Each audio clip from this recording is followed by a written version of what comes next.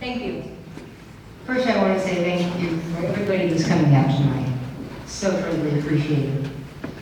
As a senior, you sometimes worry you may outlive your money, but you never really consider you could outlive your children. My name is Martinuk, and this is what happened to me.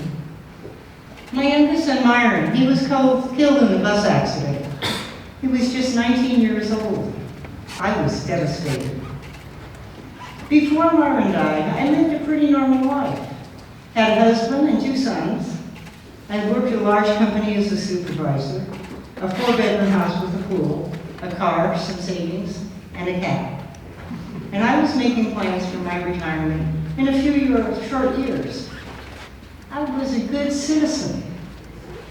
Suddenly, my life was in havoc. I couldn't function. I didn't think straight.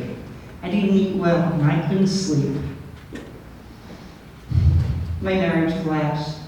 My oldest son, Noah, he did what he could, but I was just too damaged. Although I suffered from bipolar disorder for many years, I was never diagnosed or treated, so I self-medicated to alleviate the pain, but it caught up with me. Then came the economic collapse in 2008. I lost my job. And by 2011, I lost my home, and I was facing living on the streets. One afternoon, I found myself standing over the freeway looking down, thinking, this would be so easy. But somehow I came to my senses. I climbed back down with a new determination to get some help. I took myself to Olive View Hospital, where I was placed on a 72-hour hold. I was scared to death. I didn't know what would be next. My 72-hour hold turned into a 6-week stay at County Mental Hospital, where I spent my 59th birthday. Fortunately, I was placed at Illinois Family Housing, where I lived for 9 months. I saw my doctor, I took my medicines, I even took some classes. I felt safe there. I had food and a place to sleep, and they helped me navigate through the mountain of paperwork it takes to qualify for a supportive housing voucher. This process took 9 short months instead of the 7+ years it can usually take. And in 2012, I moved into a brand new studio apartment in Sun Valley. I still live there today. At the Glen Oaks Apartments, I have services I wouldn't receive in a conventional apartment complex. They include substance abuse programs, healing arts, cooking, and gardening. Also, my doctor and my social worker, they come to my apartment for bi-weekly appointments. These services are critical, especially for seniors, because the smallest crisis can lead to homelessness. I recently suffered a financial setback. Without supportive services and the staff of my apartment, I could have found myself back in an institution or facing living on the streets, again, alone and isolated.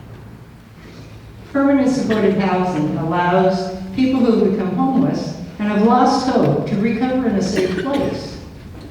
After 5 years in my apartment complex, I recovered enough to participate in the CSH Speak Up program. As a CSH Speak Up advocate, I've traveled to Washington, D.C., I've been to Sacramento, well, I've even had lunch with an ambassador. I'm hoping to make people aware of ways to end homelessness. Now, you may be thinking this will never happen to me. And I thought the same thing. And it happened to me. And it happens to thousands of people every day. But I think the most important question here is, if this did happen to you, and God forbid, what would you want your homelessness to look like? I imagine it would be a compassionate, caring environment with people who care for your welfare and your well-being. Not a tent by the freeway, not a bus stop, or worse. They say it takes a village. It takes a city of compassionate Angelinos who want to take charge and end homelessness in our city of angels. Imagine how wonderful it'll be when everyone in Los Angeles has a safe place to live and sleep at night. Imagine what we can do together. Thank you.